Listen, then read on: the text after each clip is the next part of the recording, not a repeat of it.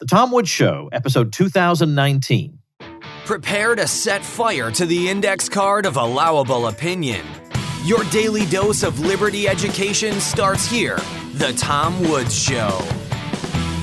Hey folks, chances are if you're listening to this podcast, you are surrounded by irrational, panicked people who think you're a terrible person because you don't want to lock everybody in their houses. No amount of reasoning appears to accomplish anything. And not to mention the media has done nothing but stoke fear and fail to provide context. Well, one of the many benefits you get as a supporter of The Tom Woods Show is membership inside the Tom Woods Show Elite. Recently migrated off Facebook, so if that was holding you back, no longer. This group will keep you sane and informed, and as an added bonus, it won't accuse you of wanting to kill your grandmother. Join me in there at supportinglisteners.com. Hey everybody, Tom Woods here, joined by Matt Kibbe. It's been a long time since I've had Matt on the program, and since that time, he and his wife Terry have founded Free the People.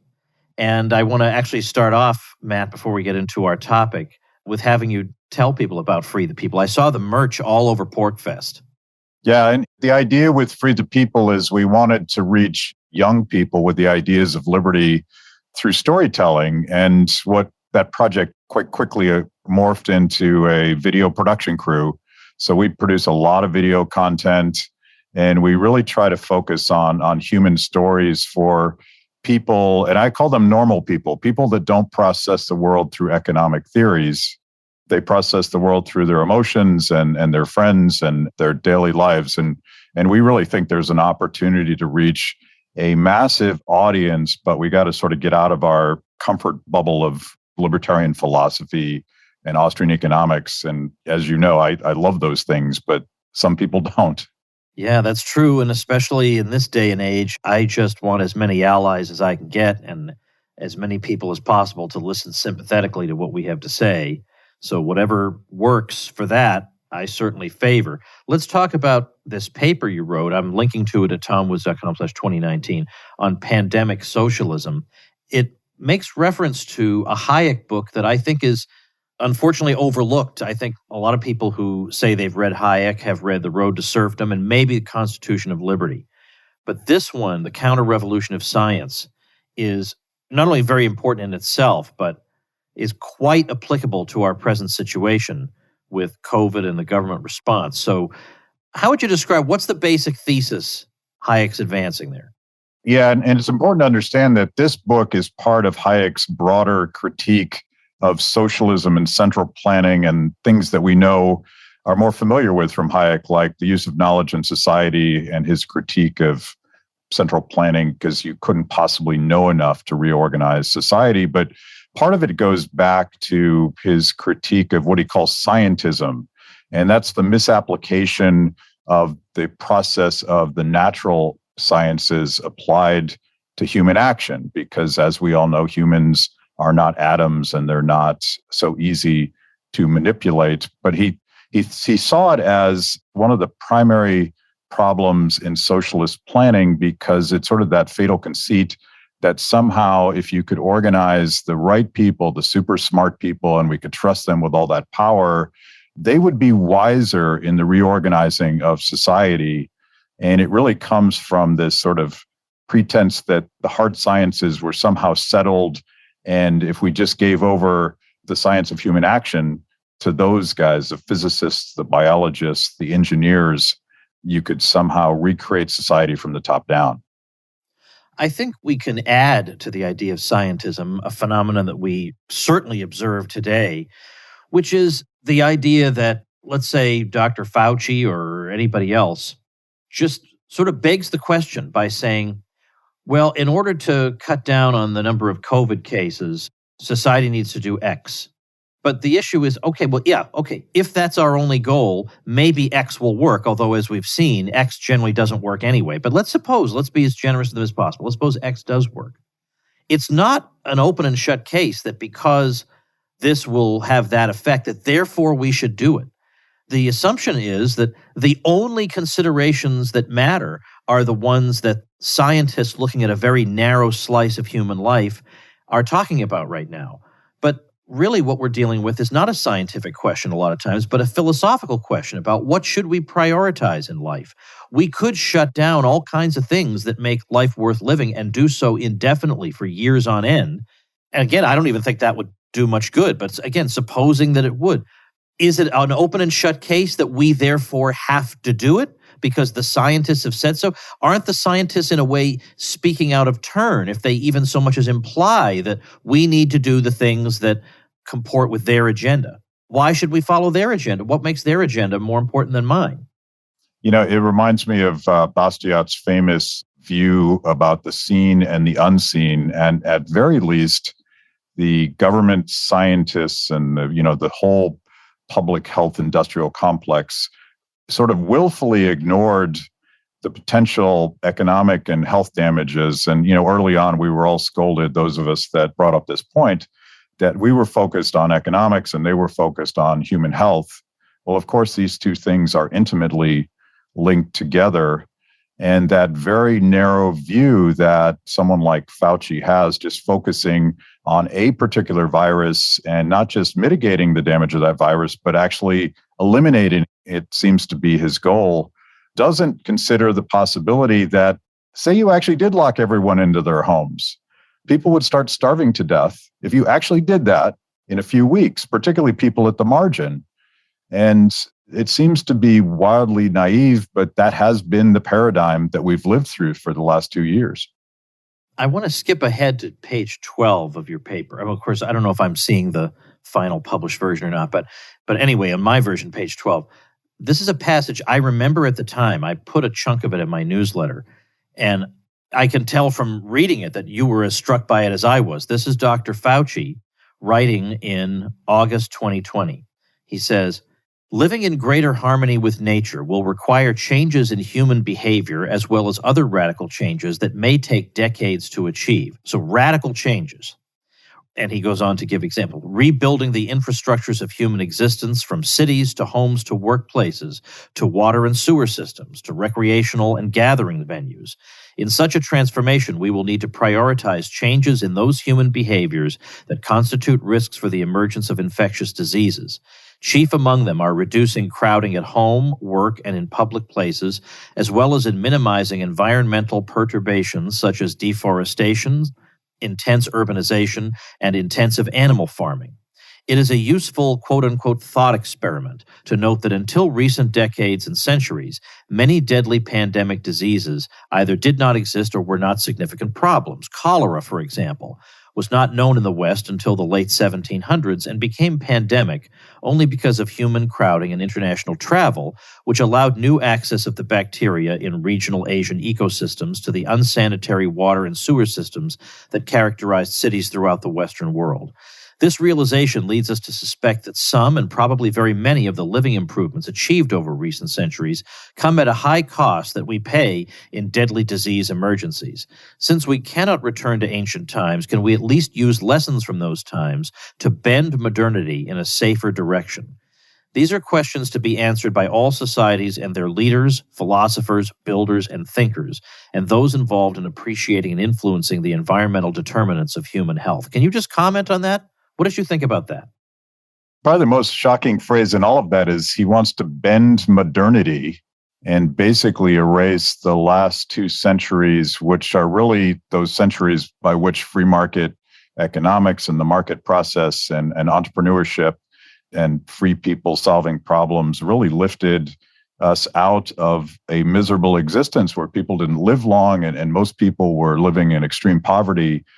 Part of it is this fantasy of going back to those beautiful early times. But the other part, and this was sort of the trigger of writing this paper in the first place, it reminds me of this guy that I write about, Henry de Saint-Simon, who was the founding father of socialism, very much had this same vision going back to scientism, that if we just put guys like Fauci in charge, the biologists and the engineers and the physicists, we could reimagine society from the top down. It is such a dangerous idea. I can't imagine a more dangerous idea. And anytime we've tried anything like it in human history, particularly under experiments in socialism, say the Soviet Union or Mao's China, millions and millions of people starve. So I could imagine a more dangerous idea, but it goes back to his arrogant attitude as a science expert that he could possibly, and he and his colleagues could possibly know how to do such a thing. There is definitely in the St. Simonians, you see, really, there's no other way to describe it, a religious reverence for a priesthood, namely, quote unquote, scientists, and for science. And again, they treat science unscientifically, like it's some revealed body of knowledge to which we must adhere, as opposed to a procedure that, of course, we should participate in and observe the evolution of. And that is a real problem. Just the other day, I saw, I don't know who the person was, but it was a blue check mark on Twitter saying something like, I just can't understand people who disagree with me about vaccines. I just went to get my booster shot, and I was crying tears of joy at my appreciation for science. Now, whatever you want to do, if you feel like the booster shot is the thing you want to do, knock yourself out, go ahead and do it.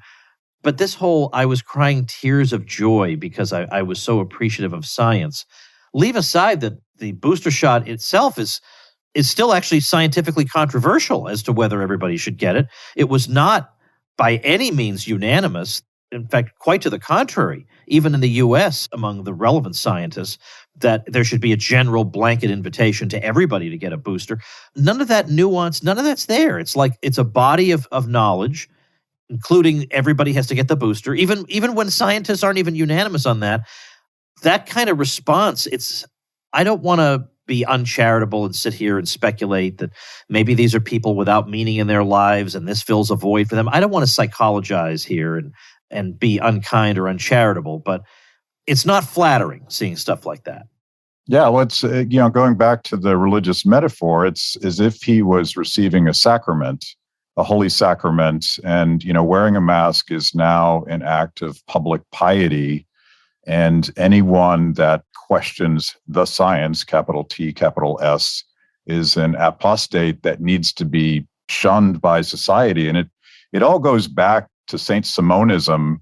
And I quote in this paper this really bizarre passage from one of his first famous writings where he imagines I'll call it a church of Newton. He calls it a grand council of Newton.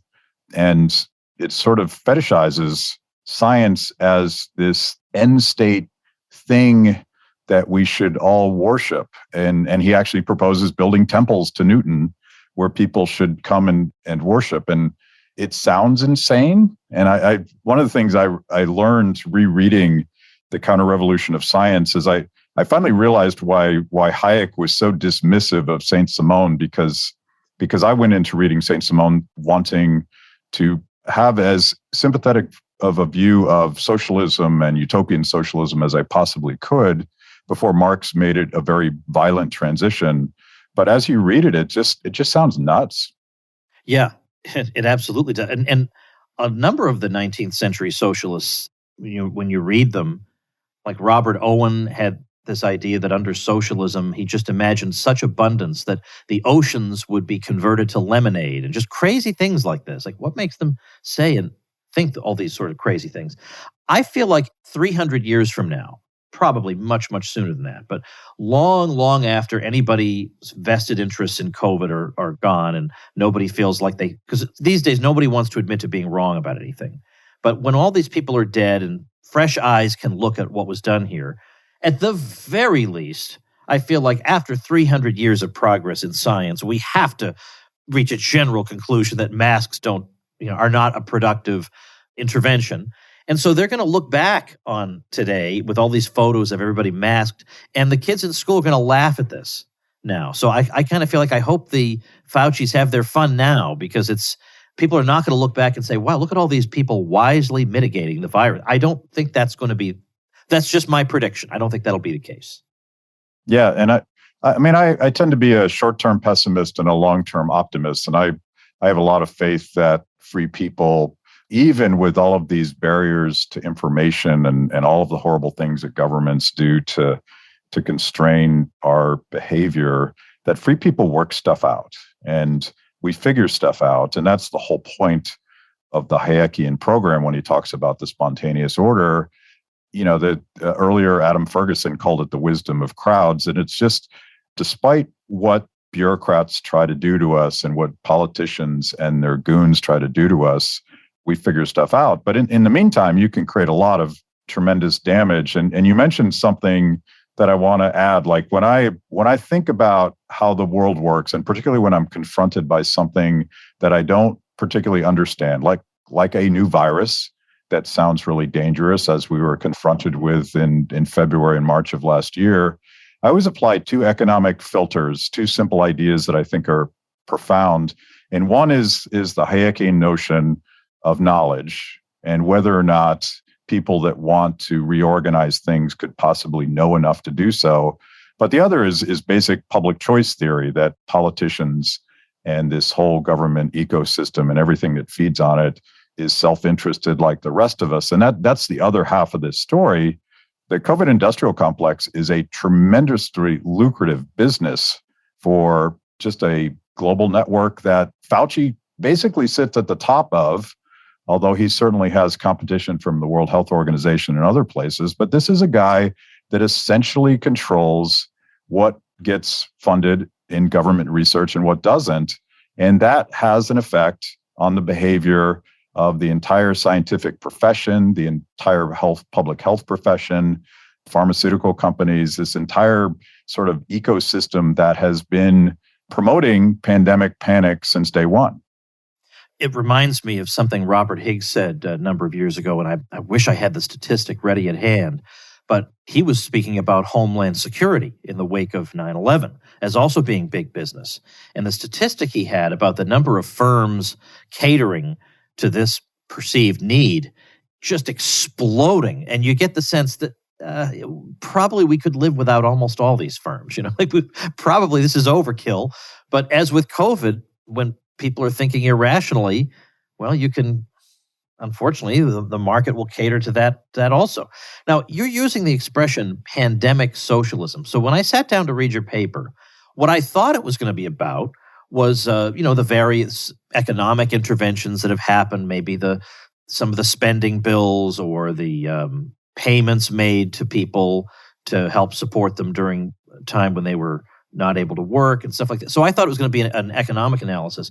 And then at the end, I realized that I had a much too primitive understanding of what the term pandemic socialism means, because although there is some, at least implicit reference to effects on economies in this paper, it really is more looking at socialism from the point of view of planning a society. That it's not just capital goods and workers and stuff like that. It's the idea of planning a society in general. Yeah. I mean, and we all do it. We throw around the word socialism, but the technical definition and the critique that comes from Ludwig von Mises and F.A. Hayek really deals with this idea that you could replace the market process and the price system and local knowledge and the very process of people figuring stuff out with a central plan based on the best ideas of the smartest people. You don't even need to get into the incentive problems and how power corrupts people. But, Mises' original critique was, this is impossible. So I'm talking about the very idea, going back to Fauci's dream of bending modernity. I think what Mises would say, well, he would be more generous, but he would say, that's crazy. You can't do it. You couldn't possibly know enough. And trying would be human devastation that you can't even imagine. Hey, everybody, let's take a minute to thank our sponsor, Skillshare. You think I'm joking sometimes when I say that it's part of my job to improve your life. But I do improve it, doggone it. And Skillshare is going to improve it further. Skillshare is an online learning community for creative people like you, where millions of people come together to take the next step in their creative journey. It offers thousands of inspiring classes on a variety of topics. And I've given you a few in the past, but we're talking about illustration, graphic design, photography, creative writing, animation, fine art, music and music production, film and video, marketing, productivity, freelance and entrepreneurship, web development, crafts, and more. You think you could find something in there that would enrich your life, take you a little bit out of your comfort zone, and open a new door for you? Or did you hear in that list anything you're already kind of good at, but you could be even better? Well, Skillshare has classes for you to fit your schedule and skill level. As a member of Skillshare, you get unlimited access to thousands of classes with hands-on projects and feedback from a community of millions. Explore your creativity at Skillshare.com/woods and get a 1-month free trial of premium membership. That's a 1-month free trial. What have you got to lose? Of premium membership at Skillshare when you head to Skillshare.com/woods. Now, again, I want to try to be as charitable as I can be to people who disagree with me on this. I've had several friends I've known in the libertarian world whom I genuinely respect. I really, really respect, who think I'm all wrong on this. And, that did actually give me pause because they're smart people and it's not, this isn't just some random guy on social media. So I've come to the conclusion that I probably am, still think I'm right. And I don't understand why they don't agree with me, but that's okay. But I wonder, I feel like a lot of people who are, let's say, following, Dr. Fauci's every word, some of them are genuinely concerned citizens who have not heard alternative points of view or who have believed the demonization of the people expressing alternative points of view. So I don't think these are all sinister people, but I do think some of them are, in a way, kind of like the religious adepts that we were talking about in terms of 19th century socialism and Saint Simonians. I think for some of them, it is a kind of a devotional thing. And I don't know how you go about getting them out of it. And so when I say I don't want to be uncharitable, I have sometimes described this phenomenon as a gigantic cult. And I realize that that's not flattering to say about people, that they belong to a cult. But I think, truth has to triumph over politeness in a case like this. And so I wonder, people do escape cults sometimes. But I wonder what exactly is it that jolts them into realizing that their confidence in a particular person or group of people has been misplaced. And I feel like in this case, what would it take? These people recommended this thing and that thing and the other thing, and here we are nearly 2 years later, still in the midst of this.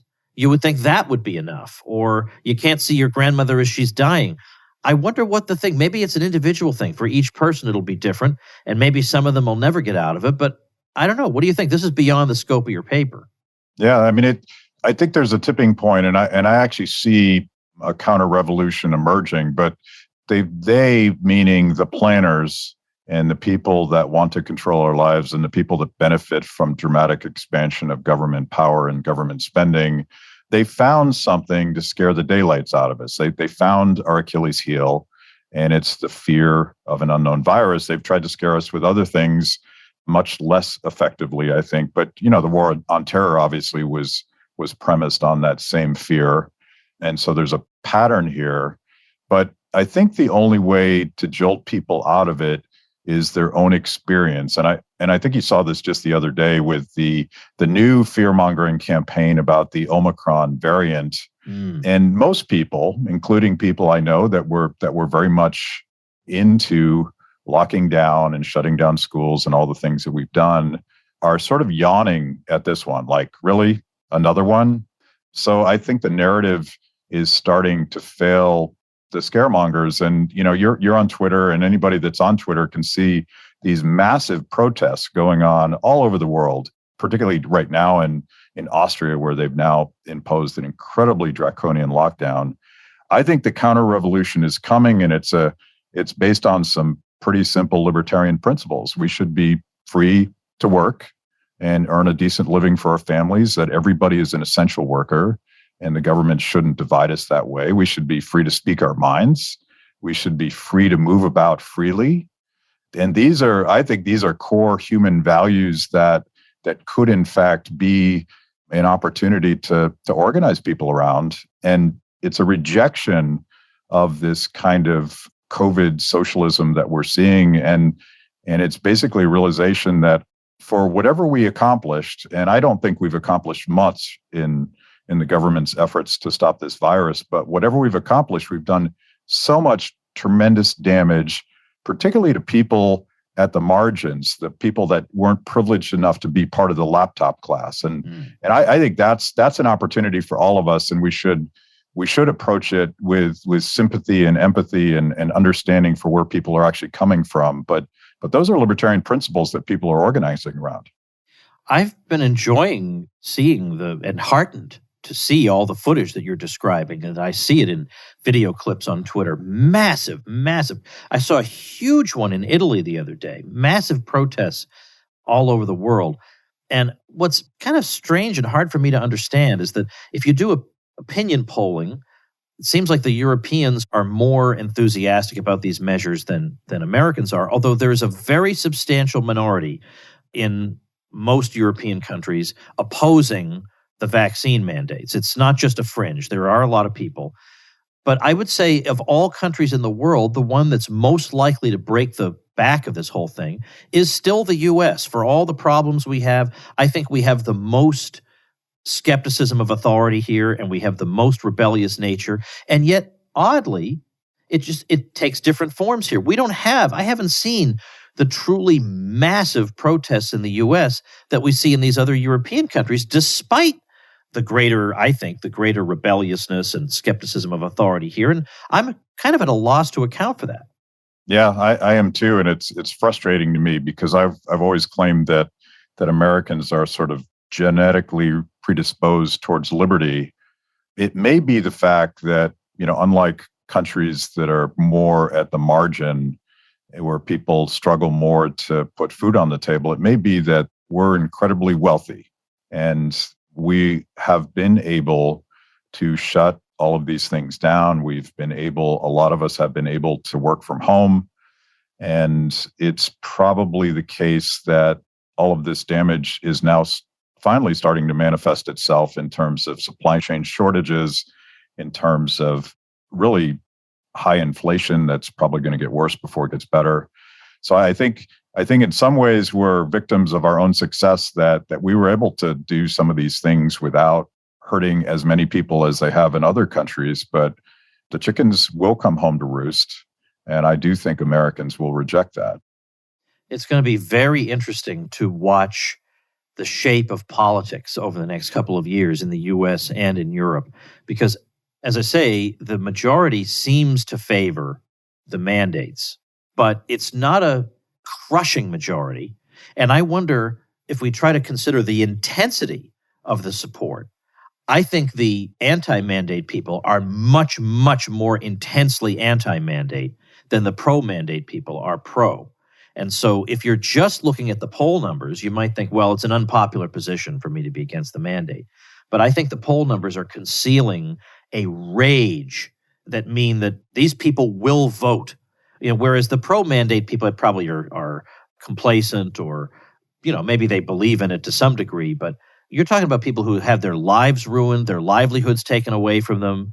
Yeah, even if only 38 to 40% of them, of people in society are saying they're against the mandates, these are people who, it takes guts to be against these mandates. All of fashionable opinion is in favor of them. So I don't know. I don't know what'll happen, but I don't think it's a loser politically, certainly not in the U.S., to be against it. Yeah, well, it's going to take a little bit of political entrepreneurship, and I think Ron DeSantis will definitely emerge as a winner in the political marketplace for sort of pushing against that tide. And you already saw both in Virginia, New Jersey, the gubernatorial races, that was a pretty seismic wave. And as someone that used to do politics, I can tell you that the midterm election coming up, where every member of Congress will be up and a number of senators, midterm elections are low turnout affairs, which means that energy and frustration will probably define those elections. And I suspect that a lot of Republicans who maybe don't deserve to be elected will be elected simply because the Democrats own lockdowns and all of that collateral damage. That doesn't solve the problem because I'm not sure Republicans, other than a few of them, would know what to do to unwind this. But it does show that there's a grassroots coalition forming that will be very active. And I personally think that it comes from civil libertarians on the left as well as libertarians and constitutional conservatives on the right. It might include people like Glenn Greenwald and Tulsi Gabbard, as well as a lot of people that have fought against this, the Mike Lees and Rand Pauls of the world. And again, it's based on those simple human values. Like, we should be free to leave our houses. We should be free to go into public places. We should be free to speak our mind, even when we raise questions about the official government policies concerning vaccines and mandates. And we should be free to earn a living for our families. These are things that sort of bring that coalition together. And I hope that libertarians are ecumenical enough to say, hey, this is a beautiful opportunity for us to expand the coalition that would apply those same principles to other public policies that we all care about so much. Well, I am prepared to be Mr. Ecumenical after all this. I am prepared. I'm thrilled to work with people who have seen through this. One more thing, you mentioned Ron DeSantis. One thing I like about him is that sometimes you'll get a politician who now and again does the right thing, but doesn't really understand it that well, or doesn't articulate it, or doesn't say what needs to be said. But DeSantis both does and says what needs to be said. It's just the other day when talking about the new variant, he was saying, look, let's just face it here.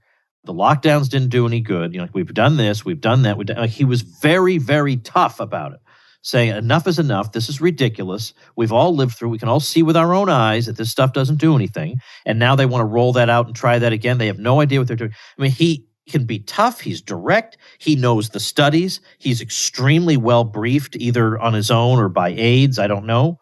But I love that. I love that I listen to him. And yeah, of course, there are issues where he just makes me roll my eyes. Like the law enforcement stuff is so boomer. I just think, oh, yeah, I forgot he's a Republican. Of course, we're going to get some of that. But when he's good, he's really good. And so, as I say, it's not just that he does the right thing. He also explains himself, in really combative and confrontational ways that the times call for. People forget that he was part of the Tea Party class of 2010 that brought guys like, I guess Massey came 2 years later. It's ancient history now, but you have that wave that brought in Rand Paul and Mike Lee and Thomas Massey and Justin Amash, and DeSantis was part of that. Obviously, a lot of those guys turned out to be not much better than your typical Republican, but I do think that he does get this right. And to me, political entrepreneurship is not about getting everything right. It's about getting that one thing that is so essential right. And I'd love to take him on like, I'm told that he's pretty lousy on national defense issues and the war on terror, and that's an important issue too. But I feel like we need to solve this problem and make it so that no politician ever talks about quarantines. Fauci just floated, 7-day quarantines for any American coming back to the U.S. Even if they have a negative test. Yeah. And it's like he's going to go as far as he can go. And until Americans insist that their political leadership push back on that, he's going to get away with it. Yeah. Yeah. The thing is, I think DeSantis is probably a better governor of Florida than he is president of the United States, because, of course, the things we dislike about him most will come to the fore unless we can reach him first, I guess. Well, we should try. Like I no longer spend my energies educating politicians because it can be a devastatingly frustrating process. And I'd rather focus on young people that I think are exploring and curious and pushing back against sort of this woke authoritarianism that they're confronted with every day. But of course, that has political consequences. If we can engage the public and particularly young people with these values that we hold so dear, I think they're pretty compelling. We just have to meet them on their ground instead of, I could quote Rothbard all day, but maybe that's not the right strategy. Yeah, I hear you. I mean, some things work for some people and other things work for other people. And we have to be, let's say, philosophically and strategically limber enough to be able to distinguish one from the other. So your paper, as I say, I'm going to have linked at tomwoods.com/2019. It's very much worth looking at. It's eerie. The stuff that you dug up, the quotations from Saint-Simon are just, I remember reading some of this stuff years ago, but it's chilling today. So very, very much worth reading. So tomwoods.com/2019 is where to go. And also check out Free the People. What's your website?